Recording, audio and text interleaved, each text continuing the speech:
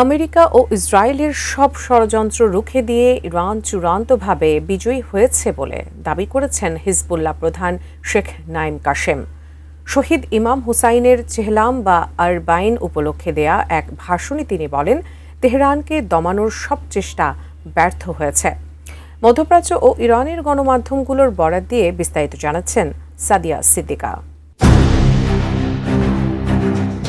মধ্যপ্রাচ্যের রাজনীতিতে ইরান এখন এক অপরাজেয় শক্তি, এমন ঘোষণায় নিজেদের আত্মবিশ্বাস জানান দিলেন হিজবুল্লাহর প্রধান শেখ নাঈম কাশেম।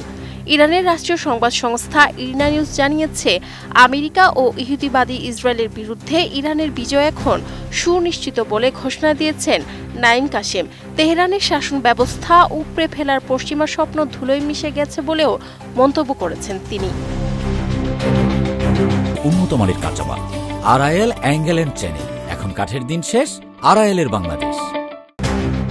কারবালার প্রান্তরে শহীদ হজরত ইমাম হুসাইন রাদিয়াল্লাহু আনহু ও তার পরিবারের স্মরণে পালিত আরবাইন দিবস উপলক্ষে আয়োজিত এক অনুষ্ঠানে গুরুত্বপূর্ণ বক্তব্য দেন হিজবুল্লাহ প্রধান। এ সময় তিনি বলেন, ইরান তার সেনাবাহিনী ও বিপ্লবী গার্ড বাহিনীর শক্তিতে আজ বলিয়ান, নেতৃত্বের দৃঢ়তা এবং জনগণের সমর্থনে দেশটি এক প্রভাবশালী রাষ্ট্রে পরিণত হয়েছে বলেও তিনি মন্তব্য করেছেন বলে জানিয়েছে তাসনিম নিউজ এজেন্সি।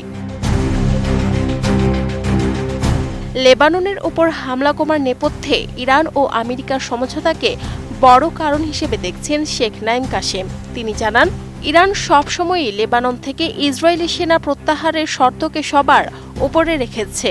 এই সমঝোতাই শত্রুপক্ষকে অনেকটা পিছু হটতে বাধ্য করেছে। তবে প্রতিরোধ যোদ্ধাদের অদম্য সাহস ছাড়া এই সাফল্য অর্জন সম্ভব ছিল না বলেও মন্তব্য করেন তিনি। একই সঙ্গে মাত্র কয়েকদিনের মধ্যে ইরানকে পরাজিত করার ভবিষ্যৎবাণী সম্পূর্ণ ভুল প্রমাণিত হয়েছে বলে মন্তব্য করেন শেখ নাঈম কাশেম। পাশাপাশি লেবানন সরকার ও ইসরায়েলের সরাসরি আলোচনার কঠোর সমালোচনা করেছেন হিজবুল্লাহ মহাসচিব। তার মতে, এমন আলোচনা দেশের জন্য কেবল অপমান আর হতাশা বয়ে আনবে। রাজনৈতিকভাবে ইসরায়েল কিছুটা সুবিধা পেলেও রণক্ষেত্রে তারা সফল হতে পারবে না বলেও হুঁশিয়ারি করে দেন তিনি। সার্বভৌমত্ব রক্ষায় লেবাননের সব পক্ষকে তাই ঐক্যবদ্ধ থাকার আহ্বান জানান শেখ নাঈম কাশেম। হিজবুল্লাহ এবং আমাল মুভমেন্টের ঐক্যকে শত্রুদের বিরুদ্ধে বড় ঢাল হিসেবে উল্লেখ করেন এই নেতা।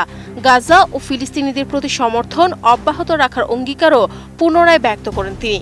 আয়াতুল্লাহ সৈয়দ মুজতবা হোসাইন খামেনির নেতৃত্বে ইরান আরও বড় সাফল্য পাবে বলে তিনি দৃঢ়ভাবে বিশ্বাস করেন শেখ নাঈম কাশেম।